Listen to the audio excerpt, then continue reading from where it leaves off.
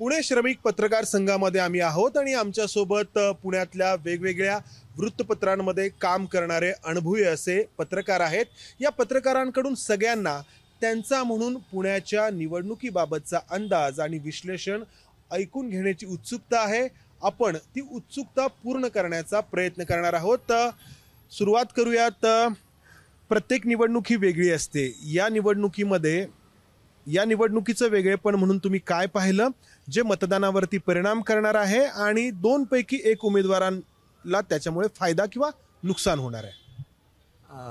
पहिल्यांदा मतदार खूप या निवडणुकीत शांत राहिलाय। कुठलीही लाट पुण्यामध्ये किंवा देशामध्ये आता एकाच्या बाजूने दिसत नाहीये। आणि दुसरं की दोन्ही पक्षाचे मातब्बर नेते यांना पहिल्यांदा पुण्यात सुरुवातीच्या टप्प्यातच सभेसाठी आल्यामुळं कार्यकर्त्यांमध्ये मात्र उत्साह निर्माण झाला होता आणि तीन पक्ष पहिल्यांदा एकत्रित येत आहेत। दुसरं वैशिष्ट्य एका वाक्यात सांगून टाकतो की पहिल्यांदा ओबीसी उमेदवार हा 75 वर्षाच्या इतिहासात पहिल्यांदा मुख्य एका पक्षाचा उमेदवार म्हणून आलेला आहे। अन्यथा यावेळी मराठा किंवा मराठा ब्राह्मण अशी लढाई व्हायची। यंदा त्यामुळं ह्याचं काही वेगळे परिमाण भेटणार आहे का नाही हेही होईल, पण कारण बीडमध्ये आपण पाहतो की मराठा विरुद्ध ओबीसी अशी एक विभागणी साधारणपणे पाहायला मिळते। पुण्याच्या इतिहासामध्ये असं तर कधी पाहायला मिळालेलं नाही आधी, पण यावेळी होईल असं वाटतं। ओबीसी पहिल्यांदा झालाय त्यामुळे ह्याचा निकाल काय येतोय त्याच्यानंतर ते विश्लेषण करता येईल। पहिल्यांदाच ओबीसी आल्यामुळं आणि जरांगेंचं आंदोलन त्यानंतर संपूर्ण पश्चिम महाराष्ट्र आणि मराठवाड्यातलं अनेक जण हे पुण्यात रहिवासी आहेत। त्यामुळे त्यांच्या मतदारसंघात काय होतंय त्याची चर्चा करत त्याचाही निकालावर परिणाम होईल असं मला वाटतं। की तुम्ही काय वैशिष्ट्य पाहिलेली आहेत यामध्ये? पहिल्यांदाच असं झालं की ही निवडणूक जवळपास उमेदवारांना दोन्ही 55 दिवसांचा कालावधी प्रचारासाठी होता। त्याच्यामुळं खूपच शांत, म्हणजे 16 मार्चला आचारसंहिता जाहीर झाली, त्याच्यानंतर 13 मेला पुण्याची निवडणूक होती। इतका वेळ उमेदवारांना मिळाला की सुरुवातीला त्यांनी गाठीभेटींवरती भर दिला, नंतर मध्ये परत गॅप पडला। त्याच्यामुळे उमेदवार म्हणजे जो निवडणुकीला रंग जो भरतो म्हणतो ना आपण की खूप शिगेला पोहोचली, खूप उत्साह होता लोकांमध्ये, कुठेही तो दिसत नाही या निवडणुकीत। कदाचित हा वेळ खूप झाल्यामुळे असेल आणि फायदा कोणाला होईल तोटा कोणाला होईल? दोन्ही उमेदवारांना त्याचा म्हणजे ज्याच्याकडे संघटन जास्त आहे, सुरुवातीच्या टप्प्यात काही उमेदवारांनी काय केलं, आपल्या संघटनेवर भर दिला, महिनाभर त्याच्यातच घालवला, नंतर मग जाहीर प्रचाराला सुरुवात केला। आणि संघटनेत बाजू बघितल्या तर दोन्ही पक्षांचं बघायला गेलं तर भाजपचे 100 नगरसेवक आहेत, काँग्रेसचे 10 नगरसेवक आहेत, भाजप बरोबर RSS शहरात जी प्रचार यंत्रणेत पूर्ण उतरलेली आहे। शिंदे गटाचा पक्ष म्हणजे शिंदेची शिवसेना आहे, राष्ट्रवादी अजित पवार आहेत सोबत त्याच्यामुळं संघटनात्मक बाजूत गेलं तर भाजप प्रचाराच्या बाबतीत या कालावधीचा त्यांना खूप फायदा झाला। त्या तुलनेत काँग्रेसचे आत्ता नेते उतरलेत। आता शेवटच्या टप्प्यात काँग्रेसने 10 आमदार उतरवलेत, राज्यातली यंत्रणा उतरवली आहे। काँग्रेसचे बडे नेते पहिल्यांदा पुण्यात म्हणजे गेल्या 2-3 निवडणुकीत पहिल्यांदा शशी थरूर असतील, अभिषेक मनु सिंघवी आज होते, त्यांनी लोकांशी वेगवेगळ्या घटकांशी बैठका केल्या। हे मागच्या निवडणुकीत काँग्रेसकडून दिसलं नव्हतं। तुम्ही काय वेगळेपण पाहिलंय जे मतांवरती परिणाम करणार आहे दोन्ही बाजूंच्या? मला वाटतं मंदार ही निवडणूक लोकसभेची आहे। लोकसभेची निवडणूक म्हटल्यावर राष्ट्रीय मुद्दे महत्त्वाचे असतात। आपण जो काय लोकप्रतिनिधी इथून पाठवणार असतो, खासदार पाठवणार असतो, तो संसदेत जाऊन आपल्या शहरासाठी किंवा आपल्या राज्यासाठी किंवा एकंदरीतच देशाचे जे काही महत्त्वाचे निर्णय असेल त्याच्यात किती प्रभावीपणे मुद्दे मांडू शकतो, बाजू मांडू शकतो, ही खरं तर त्या उमेदवाराची किंवा त्याची हे असली पाहिजे।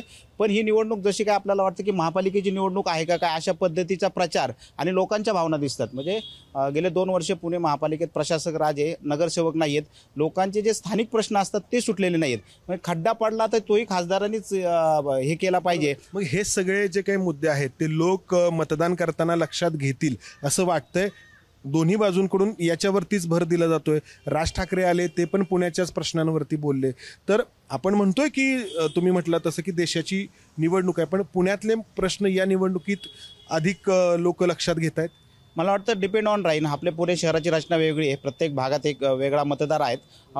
जो आपण वस्ती भाग म्हणतो तिथले प्रश्न आहेत, त्याच्यामुळे तो मतदार आहेत त्या अँगलनी तो विचार करेल की बाबा माझ्या इथं पाणीच येत नाही, माझं ड्रेनेजच तुंबलं आहे, माझ्या विद्युतचा प्रॉब्लेम आहेत, तो त्या डोळ्यासमोर मतदान करेल। पण एक उच्चभ्रू वर्ग पण ह्या पुणे शहरात आहेत, सोसायटी वर्ग आहे, तो ज्यावेळेस मतदाराला जातो तो वेगळ्या अँगलनी विचार करतो। आपण पुण्यात ज्या सभा बघितल्या किंवा काही मेळावे झालेत तिथं त्यांना मिळणारा प्रतिसाद म्हणजे शरद पवारांनी बालगंधर्वमध्ये घेतलेला मेळावा आणि त्यानंतर परराष्ट्र मंत्री जयशंकर यांनी विद्यार्थ्यांचा घेतलेला मेळावा, दोन्हीमध्ये विद्यार्थीच होते पण प्रत्येकाची भावना वेगळी होती।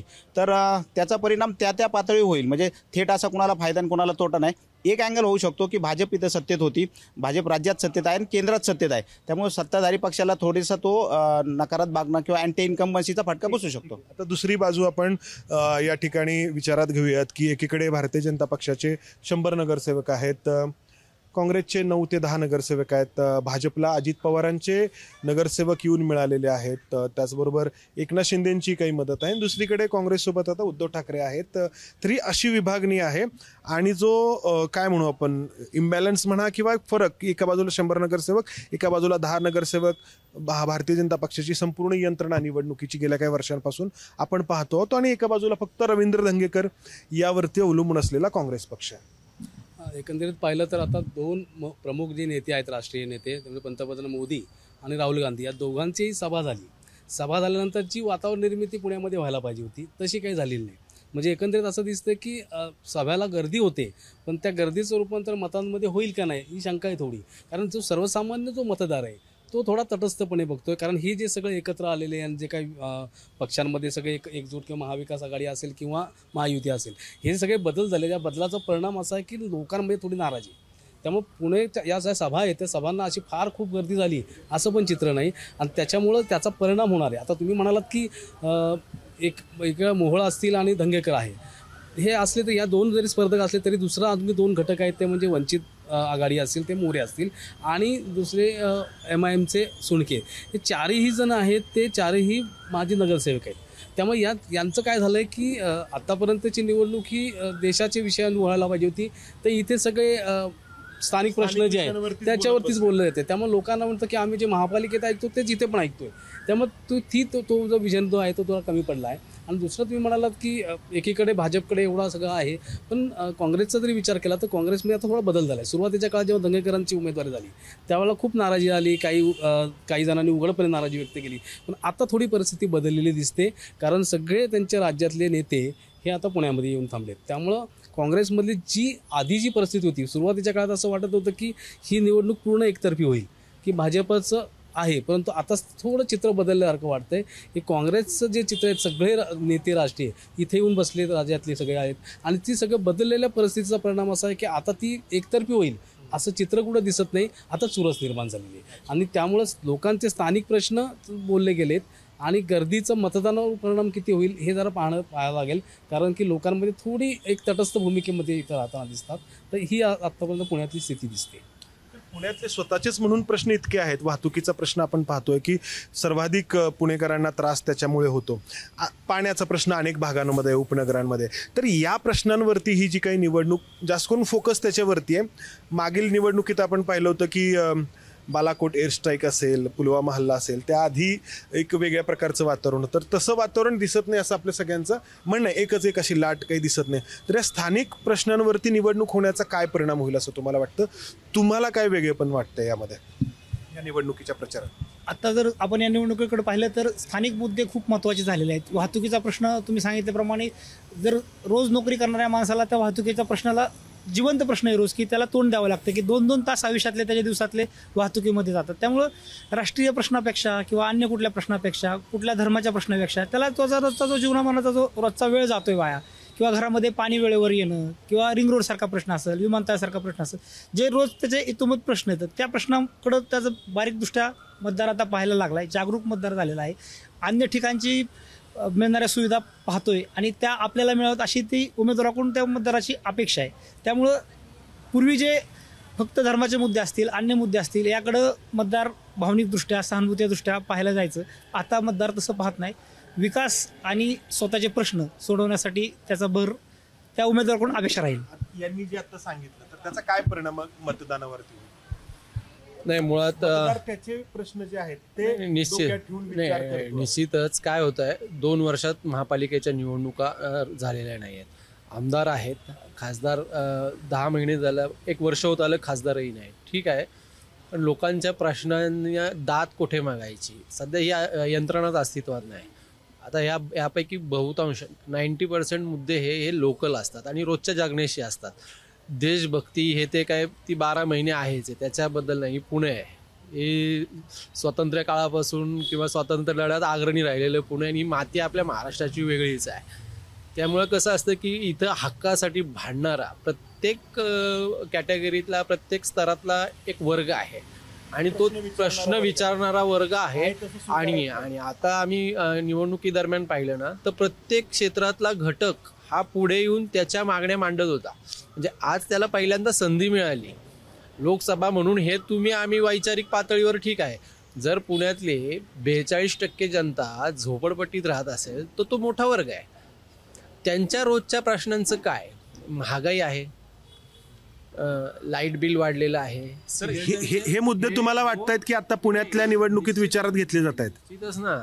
तर हे मुद्दे निश्चितच सर्वसामान्यांच्या रोजच्या घेतले जात आहेत. आणि दुसरं जीएसटीचं पण म्हणजे व्यापारी वर्गात पण ते एक जाणवतं की जीएसटी वगैरे ते काही परिणाम ते पण त्या. तुम्हाला वाटतंय हे असं? कारण एकीकडे प्रचार जो आहे तो आपल्या राष्ट्रीय पातळीवरच्या मुद्द्यांवरती होतो आहे. अनेकदा जे काही राष्ट्रीय पातळीवरती एक जे काही भाषणांमध्ये मुद्दे मांडले जातात, राष्ट्रीय स्तरावरच्या नेत्यांनी इथं येऊन देखील तेच मुद्दे मांडले. लोक काय विचार करतायत असं तुम्हाला जाणवतंय? लोकांना काय वाटतंय? लोक दोन्ही पद्धतीने विचार करतात. लोकांनाही हे माहिती आहे की ही राष्ट्रीय निवडणूक आहे, आपल्याला देशाचा पंतप्रधान किंवा देश चालवणारा पक्ष निवडून द्यायचा आहे. त्यामुळे लोक नक्की दोन्ही गोष्टींचा विचार करतील. पण ते करतानाच रोजच्या ज्या समस्या त्यांना भेडसावतात, वाहतुकीची असेल, पाण्याची असेल किंवा अन्य कुठली समस्या असेल, पर्यावरणाची असेल, या सगळ्या समस्यांचा विचार करतील आणि मग त्यातून साकल्याने मतदान करतील. त्यांचा जो काही विचार असेल तर इथं या ठिकाणी हे सांगणं खूप महत्त्वाचं आहे की लोक काय विचार करतायत, कोणत्या मुद्द्यावरती आपण मतदान करायला हवं असं लोकांना वाटतंय. राष्ट्रीय मुद्द्यांवरती आपण मतदान करणार आहोत असं जर एका मतदाराने ठरवलं तर तो काहीसा वेगळा जो काही विचार करू शकतो मतदान करताना. आणि स्थानिक प्रश्न जर महत्त्वाचे आहेत, माझ्या रोजच्या आयुष्यातील काही प्रश्न आहेत, ते जर प्राधान्य द्यायचं ठरवलं तर काहीसा तो मतदार वेगळा विचार करू शकतो. हे आपण इथं लक्षात घ्यायला हवं. मनोजराव, तुम्ही काय बघता आहात लोकांशी बोलताना? लोकांमध्ये जेव्हा आपण जातो तेव्हा काय वाटतं तुम्हाला? कसा पुणेकर जो आहे तो विचार करतो या निवडणुकीच्या बाबतीमध्ये आणि त्याचा परिणाम काय होऊ शकतो मतदानावरती, जे प्रमुख उमेदवार आहेत दोन त्यांच्यावरती? मी तुला चारही कॉन्स्टिट्युन्सी सांगतो. चारही सीट्स मी जवळून बघितल्या आपल्या पुण्या जिल्ह्यातल्या. तर चारीपैकी बारामतीत जशी टक्कर झाली तशी टक्कर आपल्याला शिरूरमध्ये बघायला मिळते. तिथं पण काटेकी टक्कर आहे. पण पुणे आणि मावळमध्ये मला वाटतं फुसकाबार आहे. पुण्यामध्ये जशी इलेक्शन फॉर एक्झाम्पल कसब्याची झाली होती तसं आपल्याला वाटलं होतं तसा धूमधडाका राडा इथं होईल, पण तसं काय झालंच नाही. अतिशय बोरिंग, जसे माझे सगळे सहकारी म्हणले, अतिशय बोरिंग इलेक्शन झाली. आणि त्यामुळं असं वाटतं आहे की पुणेकर उदासीन आहेत. पुढं मतदानाला येणार का नाही हा मोठा प्रश्नचिन्ह आहे. पण मला पुणेकरांना अपील करायचं की आपल्या इथं 3 मोठे प्रश्न आहेत. एक तर सगळ्यात मोठा ट्रॅफिकचा इश्यू आहे. जिथं जावा पुण्यामध्ये ट्रॅफिक प्रश्न आहेत. नाही, तुम्हाला लोकांमध्ये काय जाणवलं? ते लोकांमध्ये ते सांगतोय की लोकांना राम टेम्पल, हिंदुत्व हा इश्यू नाही आहे. लोकांचा जो इश्यू आहे पाण्याचा इश्यू आहे. लोकांचा जो इश्यू आहे ट्रॅफिकचा इश्यू. ट्रॅफिक जॅम होतोय. तर या दोन्ही उमेदवारांनी काय तुम्हाला प्रॉमिस केलं आहे ते त्याच्या आधारावर पुणेकरांनी पुढे यायचं, मतदान करायचं, नाही तर मतदान करायचं नाही. मेट्रोचं एक्सपेन्शन अनदर आहे. हे आपण आपली मतं त्यांना सांगू म्हणजे कितपत शकतो हा प्रश्न आहे. आपण लोक काय विचार करतायत हे थोडंसं नाही. मला मुद्दा हा मांडायचा, हा इश्यू घेतलेला नाहीये ना. या इश्यूने लाऊड अँड क्लिअर तुम्ही बोलायला हवं होतं. तुम्ही आम्हाला पार्लमेंटमध्ये काय इश्यू घेणार ते नका घेऊ. तुम्ही पुणेकरांचे स्थानिक इश्यू इथं लोकल इश्यूज घ्यायला हवे. इथं आपण जर ऑफकोर्स त्याला परिणाम होईल ना. मतदानाला येणार नाही लोक जर घेतले नसतील तर. तुम्ही बघा याचा इफेक्ट होणार आहे. जर तुम्ही ह्या दोघांनी जर आपल्याला ऐकायलाच नाही मिळाले ना यांचे हे काय करणार आहे, पाण्याचा इश्यू कसा सॉल्व्ह करणार आहे, ट्रॅफिक इश्यू कसा सॉल्व्ह करणार आहे. 2-2 1-1 मिनिटावर 1-1 पावलावर झालं की मतदार कसे विचार करतात. जर आपण थोडंसं पुढे जाऊयात की या निवडणुकीमध्ये एक जे 2 प्रमुख उमेदवार आहेत मोहोळ आणि धंगेकर, तर यांची एक विशिष्ट अशी प्रतिमा लोकांच्या मनात आहे, पुणेकरांच्या मनात आहे. प्रत्येकाच्या बाबतीत अर्थातच वेगवेगळे असेल, कोणी याला असा बघतो, कोणी त्याला तसा बघतो, पण एक जनरल तुम्ही पत्रकार म्हणून लोकांशी बोलताना जे काही तुम्हाला जाणवलं तर ते काय जाणवलं त्या प्रतिमेचा? कारण शेवटी काय लोक बऱ्यापैकी परसेप्शनवरतीच मतदान करत असतात. तर त्यामध्ये काय तुम्हाला जाणवलं या 2 उमेदवारांच्या बाबतीमध्ये? एक तर असं म्हणता येईल आपण म्हणजे थोडं ॲडिशनल ॲड करतो की सगळ्यांनी म्हणतो की मोठ्या सभा झाल्या वगैरे ते सगळं ठीक आहे. पण पुण्यात आता तसं जर म्हटलं की हा मोठ्या सभांचा एरा तसा संपलेला आहे. कारण मोठ्या सभा होतात, लोक कशी येतात हे सगळं लोकांना माहिती. मोदींची असो, राहुल गांधींची असो, त्यात 10-20% लोक येतात. बाकीचे पक्षाचे कार्यकर्ते असतात, त्यांची आयडिओलॉजी सुद्धा फिक्स असते. पण त्याच्या बाहेरचे म्हणजे जे वोटर आहेत ते काय विचार करतात हे महत्त्वाचं आहे. तो वोटरकडे कोणी किती नाही म्हटलं तर वोटरकडे हे महागाईचे मुद्दे, म्हणजे यापूर्वी कसं होतं मोदी लाट होती वगैरे, पण यावेळेस अशी लाट ही दोन्ही ना अँटी लाट दिसते ना प्रो लाट दिसते, म्हणजे स्थिर झाले. यावेळेस लोक किमान त्यांच्या दैनंदिन जीवनातले जे प्रश्न आहेत, भले ते लोकल असो राष्ट्रीय पातळी किंवा राज्य पातळी, याची चर्चा करताना दिसतात. म्हणजे लोकांना गॅसची चिंता आहे, त्यानंतर लॉ अँड ऑर्डरची पण चिंता आहे, त्यानंतर शिक्षणाचे बेरोजगारीचे हे मुद्दे, कारण पुण्यात सगळ्यात जास्त तरुण विद्यार्थी आहेत, तर त्यांचे कारण आपण मेळावे बघितले त्यावेळेस सगळे राजकीय पक्ष MPSC ते हे सगळे मुद्दे याला आहेत, याला कंगो त्यांच्यावरती चर्चाही होत आहेत.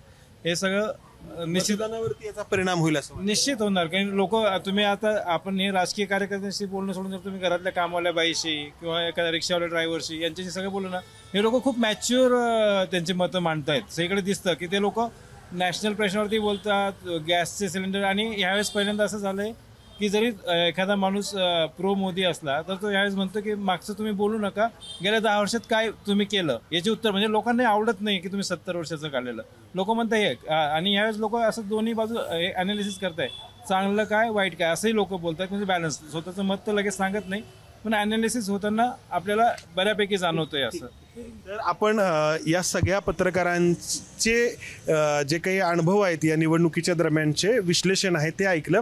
आता थोडं आपण प्रत्येकाकडून यात यावेळेस आणखी सगळ्यात खूप मेजर झालं की पूर्वी ही एकतर्फी निवडणूक होती. पश्चिम महाराष्ट्रातील सगळ्यात सेफ सीट भाजपच्या दृष्टीने पुणे मानले जायचे. पण आता कोणाला विचारलं, भाजपच्या कार्यकर्त्याला जरी विचारलं तर तोही म्हणेल की बाबा ही सेफ सीट राहिलेली नाही. इथे आमचं जे मार्जिन 3-3.5 लाख सभेपुरतं ठीक आहे, पण आता लाख म्हणजे घासून सभा होईल हे दिसतंय. त्यात सगळ्यात मोठा पॉईंट हा बऱ्याच जणांच्या लक्षात येत नाही, तो अजून 2 दिवसात तो चर्चेला येणार आहे की खूप नावं मतदार यादीतून मिसिंग आहेत. आता ती कोणाची नावं मिसिंग आहे? आता मला एका चांगल्या खात्री भाजपच्याच पदाधिकारी सांगितलं की त्यांच्याच म्हणजे कमिटेड वोट आहेत त्यातलेच 30 ते 40,000 नावं मिसिंग दिसत आहेत. कोथरूडमध्येच विशेषतः कोथरूडमध्ये 35,000 मतं कमी झालेली आहेत. म्हणजे स्वतः उमेदवार आहेत मुरलीधर मोहोळ, त्यांनीच त्यांची जी प्रेस रिलीज दिली आहे की जवळपास 35,000 मतं जे काही हे असतं नावं डिलीट झालेत किंवा मतदारांना ज्यावेळेस काही क्युरी असतात निवडणूक आयोगाकडून कळवलं जातं त्यावेळेस त्यांनी ते हे केलेलं नाही, त्याच्यामुळे ते डिलीट झाले. आणि त्याचा फटका तर कोथरूडसारख्या भागात होत असेल, हक्काचा मतदार जर त्यांनी गमावला तर कुणाला बसू शकतो हे आपल्याला लक्षात येईल. ॲड करतो की काँग्रेसनी ना ही ॲक्च्युली एक चांगली संधी होती काँग्रेसला. 2दा पोत्याने हारले, 3 लाख मताने हारले. ही सीट ते जिंकू शकत असते जर त्यांनी VBA मॅनेज करू शकले असते. प्रकाश आंबेडकर त्यांच्या जवळ आले होते, MIM पण आले होते. या दोघांनी उमेदवार दिला, मग याचा परिणाम काँग्रेसच्या मतदानावर होणार. आपण आता या सगळ्या पत्रकारांचं विश्लेषण ऐकलं. सगळ्यांना उत्सुकता आहे ती अर्थातच आता हे सगळं जे आहे लोक काय विचार करतात हा एक मुद्दा, उमेदवार कोणाला कोणता आवडतो हा एक मुद्दा, पक्षाची ताकद, पक्षाची संघटना हा मुद्दा, आणि इतर असे अनेक मुद्दे आहेत की जे मतदाराला प्रभावित करतात. प्रत्येकाच्या तो जिथे राहतो व्यक्ती त्या भागातले प्रश्न असतील, त्या सोसायटीमधले प्रश्न असतील, असे एक ना अनेक प्रश्न किंवा जे काही मुद्दे आहेत ते मतदाराला प्रभावित करतात. आणि तेव्हा कधी मतदार जाऊन त्याचा एक निर्णय घेत असतो. हे सांगण्याचं कारण हे आहे की मागील 2 निवडणुकीमध्ये आपण एक मोठी लाट पाहिली होती की जी इतर सगळे मुद्दे झाकळून गेलेली होती. यावेळी तसं नाही आहे असं सगळ्यांचं आपलं मत आहे. त्यामुळं सगळ्यांना उत्सुकता आहे, म्हणजे प्रेक्षकांना उत्सुकता आहे की आता या अशा परिस्थितीचा फायदा हे जे 2 प्रमुख उमेदवार आहेत त्यापैकी कोणाला होतोय, कोण पुढे आहे, कोणाला म्हणजे ॲडव्हान्टेज जे आहे ते यामध्ये मिळू शकतं. आपण सुरुवात करूया. ॲडव्हान्टेज म्हणजे तशी भाजपची गेल्या 2 निवडणुकांचा ट्रेंड भाजपचा आहे, पण काँग्रेसला जरी सुरुवातीला निगेटिव्ह त्यांनी प्लसमध्ये आलेले आहेत, त्यांनी फाईट दिलेली. म्हणजे काँग्रेस जरी कदाचित पराभूत झाली या निवडणुकीत तरी देखील काँग्रेस हारली, पण त्यांनी प्रयत्न केला नाही असं कोणी म्हणणार नाही. यावेळेस त्यांनी प्रयत्न केला आहे. म्हणजे जसं कर्मचाऱ्यांच्या काळात सगळं काही जुळून आलं तसं यांनी गेल्या 5-6 दिवसात बऱ्यापैकी क्लोज आलेले आहेत. आणखी काही इश्यू आला काय आला तर किती क्लोज होईल सांगता येत नाही, पण लोक किती म्हणले 3 लाख 2 लाख काय ती 1 लाखाच्या आतलीच 1 लाखाच्या लीडवरती जी दिसते निवडणूक. तुम्हाला काय वाटतं माऊली, ॲडव्हान्टेज कोणाला आहे आता? अर्थात बघा निवडणूक पुण्यातली जी आहे ती अभय खैरनारांनी जसं म्हटलं ती खरंच चुरशीची आहे, हे भारतीय जनता पक्षाचे लोकही मान्य करतायत. आत्ता जी काही परिस्थिती आपण आत्ता बोलतो आहोत तर ॲडव्हान्टेज कोणाला आहे? अजून मध्ये एक दिवस आहे जो बरंच काही बदलू शकतो, पण आत्ता आपण कसं बघतो याकडे? तुम्ही जे मध्ये एक दिवस आहे ते बदलू शकतो, ते भाजप त्यासाठी प्रयत्न करेलच. पण माझ्या मते ॲडव्हान्टेज आत्ता काँग्रेसला आहे. कारण गेल्या 8-10 दिवसात जे नॅरेशन देशपातळीवर निर्माण व्हायला लागले ते अँटी सत्ताधाऱ्यांविरुद्ध व्हायला लागले. 2 मुद्दे, जो सगळ्यात मोठा आहे तो संविधानही बदलणार, हे जे नॅरेशन विरोधकांनी आणलंय प्रचंड परिणाम आहे. विशेषतः वाड्या वस्त्यांमध्ये तो परिणाम खूप आहे. त्यामुळं मोदींना 4-4 वेळा ते खुलासे करावे लागत आहेत की आम्ही संविधान बदलणार नाही. हा एक. दुसरं नॅरेशन की सध्याचं केंद्रातलं सत्ताधारी हे विरोधकांना अटक करतंय, धारेवर धरतंय. जे केजरीवालांचा निकाल आहे, सोरेनची आज सुनावणी आहे, किंवा ज्या पद्धतीने सरकार ताब्यात घेतली 8-10 ठिकाणी, त्याचं एक लोकांमध्ये की हे आपल्याला पाहिजे तसं विरोधकांना दाबतायत ते. तिसरं त्यांचा जो भ्रष्टाचाराचा मुद्दा होता तो इलेक्ट्रॉल बॉन्डमुळे फसला. आणि चौथा जो याच्यावर जो परिणाम करतोय तो महागाईची प्रचंड चर्चा महिला वर्गात आहे. आणि त्याचा दणका कुठल्याही तुम्ही जर सामान्य लोकांची इंटरव्ह्यू घेणारे जर हे बघितले, आपण व्हिडिओ जर बघितले, तर दंगेकरांना संधी राहू शकते असं एकंदरीत तुमचं म्हणणं आहे. राहू शकतो. तुम्हाला काय वाटतं? म्हणजे आपण विश्लेषण ऐकलं आता, जवळ कोण आलंय? म्हणजे बघा, ही एक लाईन आहे, ती लाईन क्रॉस करण्याच्या जवळ कोण आलंय? लाईन क्रॉस करण्यासाठी आणखी बऱ्याच काही गोष्टी अजून घडायच्या आहेत. जवळ कोण आले एवढंच आपण सांगतो. जसा विषय झाला सर्वसामान्य लोक याच्यात उतरली आहेत, तसा एक घटक असाही आहे ज्याच्या प्रॉब्लेम पूर्ण वेगळे आहेत. म्हणजे उच्च शिक्षित आहे, रोजगारवाला आहे, ज्याला नोकऱ्या वगैरे आहेत, ती लोक अजूनही भाजपच्याच बाजूने आहेत. म्हणजे ती मेट्रोचा विकास सांगतात, ते रिंग रोडचा विकास सांगतात, किंवा जे काय फ्युचर होणार आहे त्या गोष्टीचा ते विचार करतात. ती लोक सगळे बोलूनही दाखवतात. जशी सर्वसामान्य लोक अँटी इन्कमच बोलून दाखवतात, तशी ती लोक या वस्तू आम्हाला दिसायला लागल्या, आम्ही फक्त ऐकलं होतं, आता होत नाही असं बोलून दाखवतात. पण ज्या प्रकारे भाजप सांगत होतं की बापटांपेक्षा जास्त लीडने आम्ही निवडून येऊ, ते नसेल करायचे. कारण काँग्रेसने शेवटच्या टप्प्यात आत्ता जी यंत्रणा लावली आहे ती भाजपपेक्षा सरस आहे, हे नक्कीच म्हणायला वाव. राम मंदिर हा मुद्दा राहिलेला नाहीये तसं. म्हणजे असं कसं होतं की एक अशी लाईन क्रॉस करायची होती आणि शर्यत सुरू झालेली होती. लाईन क्रॉस करायची होती, शर्यत सुरू झाली होती. आधी एक उमेदवार पुढे होता, मग दुसरा त्याच्या जवळ आला, तो आणखी पुढे गेला, दुसरा आणखी त्याच्या जवळ जायचा प्रयत्न करतोय. म्हणजे मला वाटतं काँग्रेस एका मुद्द्यात आता जिंकलेली आहे आजच, ते म्हणजे नेरेटिव्ह सेट करण्यात. काँग्रेसची अशी अवस्था होती ज्यावेळेस 16 मार्चला निवडणूक झाली तेव्हा काँग्रेसच्या जे उमेदवार असतील किंवा त्यांची जी यंत्रणा असेल त्यांना असं वाटलं नव्हतं की आम्ही या फाईटपर्यंत येऊ. तुझा मूळ प्रश्न आहे की ती जी लाईन आहे विनिंग लाईन, त्या विनिंग लाईन बरोबर आत्ता कोण आलं आहे? तर मला वाटतं दोन्ही उमेदवार आत्ता बरोबर इथे. हां, फक्त त्याच्यात एक वातावरण जे दिसते, जो बोलणारा वर्ग आहे तो वातावरण झालेत, पण भाजपचा जो हक्काचा मतदार असतो तो सायलेंट आहे. तो या सगळ्या कशा बघतोय, पक्षफुटीचं राजकारण असेल, महागाई असेल, किंवा जे काही सर्व मुद्दे आहेत, तो नक्की यंत्रात बटन दाबताना काय विचार करतो याच्यावर तो कोण लाईन क्रॉस करेल हे ठरेल.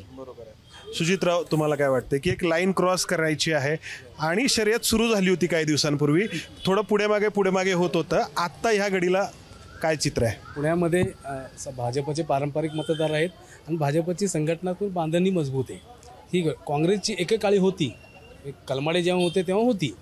आता मागच्या काही वर्षामध्ये 10 वर्षात जर गेलं तर काँग्रेस पूर्णपणे विखुरलेली.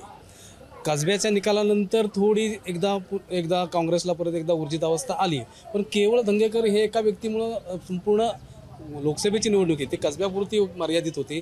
आता पूर्ण शहराचा जर विचार करतो तेव्हा काँग्रेस तेवढी ताकद तिथं नाही दिसत, परंतु दंगेकरांनी प्रचारामध्ये चांगलीच आघाडी घेतलेली दिसते. त्यामुळे तो मागच्या निवडणुकीत 3.25 लाखाचा जो मताधिक्य होतं ते यावेळेला नसणार हे आत्ताच सगळ्यांना अंदाज आलेला आहे.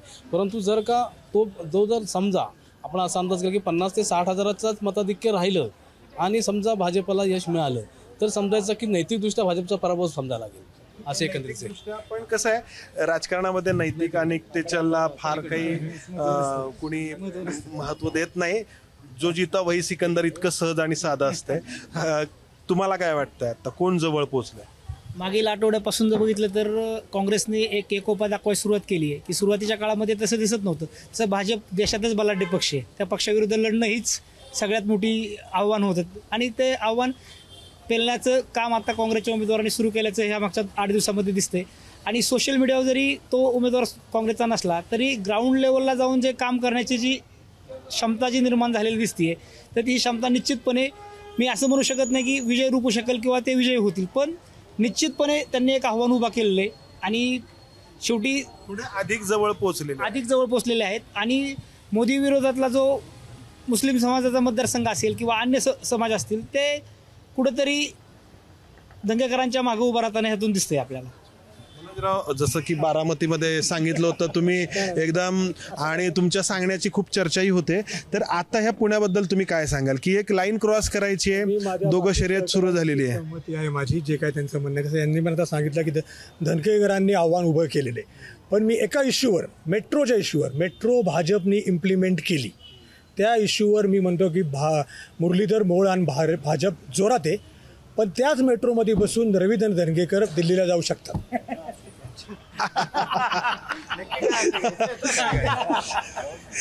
प्रसाद, काय आता ह्या घडीला काय?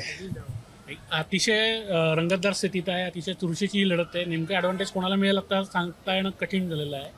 आणि दुसरी गोष्ट, दोन्ही बाजूच्या नेत्यांकडनं हा दावा केला जातो की निवडणूक जनतेने हाती घेतली. म्हणजे भाजपवाल्यांचं असं म्हणणं आहे की मोदींना तिसऱ्यांदा पंतप्रधान करण्यासाठी लोकांनी हातात घेतलेली निवडणूक आहे, आणि लोकशाही आणि संविधान वाचवण्यासाठी लोकांनी निवडणूक हातात घेतली असं काँग्रेस म्हणतं. काय होईल ते कळेलच. मला थोडंसं अधिक स्पष्टपणे अपेक्षित आहे की जवळ कोण पोचलंय बघा. म्हणजे निवडणूक जाहीर झाल्यापासून पुढे मागे होतच राहतं. आत्ताच्या घडीला बऱ्याच काही घटना घडलेल्या आहेत, सभा झालेल्या आहेत, काही वक्तव्य झालेली आहेत, काही लोक इकडून तिकडे गेलेली आहेत, काही घटना घडायच्या होत्या त्या नाही देखील घडलेल्या. नाही, मुळात आपण म्हटलं 10 वर्ष गेली भाजपचं इथं सत्ता आहे, म्हणजे केंद्रात आहे, तसं पुण्यातही त्यांचं वर्चस्व राहिलेलं आहे. पण एकेकाळी काँग्रेसही तितकीच स्ट्रॉंग होती. तर 10 वर्षातली ती अँटी इन्कम्बन्सी आहे, ती कॅच करण्याचा प्रयत्न नॅशनल लेवलला आणि स्थानिक लेवललाही काँग्रेसने तो प्रयत्न केला आहे. त्यात रवींद्र धंगेकरांची जी सर्वसामान्य कार्यकर्ता म्हणून ती इमेज ती त्यांच्या कामी आली आहे. दुसरीकडे पाहिलं त्यांना शिवसेनेची ॲडिशनल मदत मिळते. उद्धव ठाकरेंबद्दल शिवसेना फोडल्यानंतर जी सहानुभूती आहे त्याची 1.5-2 लाख त्याची एक ॲडिशनल मतं आहेत, आणि शिवसैनिक तो प्रकर्षाने ह्याच्यात उतरलेला पाहिजे. आपण एकीकडे म्हणतो काँग्रेस नाही, पण शिवसैनिक त्या पद्धतीने उतरलेला आहे. दुसरं, राष्ट्रवादी जरी पवार गट असला, पवार गटाची ताकद नसली तरी पवारांची मतं आहेत, आणि राष्ट्रवादी फोडल्यामुळे पुणे जिल्ह्यात त्यांची एक सहानुभूती आहे. हा एक वर्ग, ती चर्चा जेव्हा होते ना पब्लिकमध्ये, तर या गोष्टींवर होते. मुख्य मुद्दे नसल्यामुळे या ह्याच्याभोवती होते. दुसरीकडे त्याची नाही होत, ते शेवटी भावनिक विषय हा पुणे जिल्ह्यात तसा प्रत्येकच मतदारसंघात किमान शिरूर, बारामती आणि पुण्यात ती कनेक्टिव्हिटी आहे. तो एक सर्वसामान्य स्तरात गेल्यावर तो जाणवतो. आणि भाजपची स्ट्रेंथ भरपूर आहे, पण ती स्ट्रेंथ पहिल्यापासून युटिलाइज झाली नाही. म्हणजे मध्यंतरी जर फडणवीसांना बैठक घ्यावी लागली की कामाला लागा म्हणून, तर इथे कुठेतरी अंतर्गत नाराजी थोडीशी आहे, पण स्ट्रेंथ आहे. त्यांना एक मानणारा वर्ग आहे. गेल्या दोन्ही निवडणुकात 5 लाखांच्या वरती मतं मिळालेली आहेत. त्यामुळे ती मतं रिटेन करणं, तो मतदार परत त्याच विश्वासावर बाहेर काढणं, हे भाजपला पुढच्या 2 दिवसात करावं लागेल. आणि ही जी अँटी इन्कम्बन्सी आणि हे याच्यातलं जे त्यांनी आता एक परसेप्शन तयार केलं काँग्रेसने, तो त्यांचा मतदार बाहेर काढणं, याच्यातच या दोन्ही पक्षांचा विजय आहे असं मला वाटतं. नाही, मला फक्त सांगायचं होतं, या निवडणुकीच्या यावेळी पुण्यात लोकल लेवलवरती कुठलीही फोडाफोडी झालेली नाही. हे विशेष आहे, कुठल्याच पक्षाची नाही. म्हणजे दोन्ही पक्षात राज्यात इतके पुण्यात एकही झाली नाही. महापालिका निवडणूक किंवा विधानसभा जेव्हा होती ना, काँग्रेस अवघी 9-10 नगरसेवकांची काँग्रेस आहे. म्हणजे इतके भाजपचे 100 नगरसेवक आहेत, आणखी फोडायला काय राहील? एकही अशी बातमी नाही आली की यांनी पक्ष सोडून इकडे गेला किंवा तिकडे गेलाय. हा फरक होता या निवडणुकीतला की एका बाजूला 100 नगरसेवक असलेली भारतीय जनता पार्टी आणि एकीकडे 9-10 नगरसेवकांची काँग्रेस. त्याचबरोबर अजित पवारांची रसद देखील भारतीय जनता पक्षाच्या मदतीला आली होती. आणि हे सगळं विश्लेषण ऐकलं आपण. याच्यावरून एक गोष्ट तर सगळ्यांनी मान्य केलेली आहे की ही निवडणूक पुण्यातली खरंच चुरशीची आहे.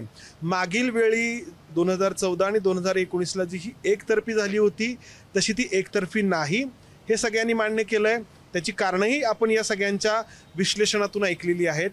मुद्दा आता असा आहे की जर ती चुरशीची आहे तर चुरशीची ही लढत कोण जिंकणार, जिंकण्यापाठीमागची कारणं म्हणजे कोण जिंकू शकतो हे देखील आता सगळ्यांनी सांगितलं. आणि अर्थातच निर्णय जो आहे तो मतदार घेणार आहे. परंतु पुण्यातले प्रश्न जे पुण्यासाठी अतिशय गंभीर बनलेले आहेत, पुण्यामध्ये येण्यासाठी प्रत्येक महाराष्ट्रातला तरुण आसुसलेला असतो, त्याला इथं फ्लॅट घेऊन इथं पुणेकर व्हायचं असतं. मात्र काळाच्या ओघामध्ये जे पुण्यात प्रश्न निर्माण झाले, त्यामुळे पुण्यातलं राहणं हे अतिशय असह्य होत गेलेलं आहे. हे प्रश्न कधी नव्हे ते या निवडणुकीमध्ये हळूहळू चव्हाट्यावरती आले. ही पुणेकरांच्या दृष्टीने समाधानाची बाब आहे. आणि अर्थातच आत्ताच्या घडीला मग बोला. लास्ट वर्ड असा आहे की रवींद्र धंगेकर जर जिंकले तर पुण्यातील कॉमन मॅनचा विजय होईल. तर आपण पाहिलं की हे सगळे जे काही मुद्दे आहेत ते मतदार जे आहेत ते विचारात घेऊन मतदान करतील. पुण्याचे जे प्रश्न आहेत ते या निवडणुकीमध्ये चव्हाट्यावरती आलेत आणि त्याचा परिणाम जो आहे तो अर्थातच मतदानावरती होणार आहे. तो किती होतो यावरती पुण्यात कोण जिंकणार, दंगेकर की मोहोळ, हे ठरेल. कॅमेरामन विजय राऊत, मंदार गोंजारी, एबीपी माझा, पुणे.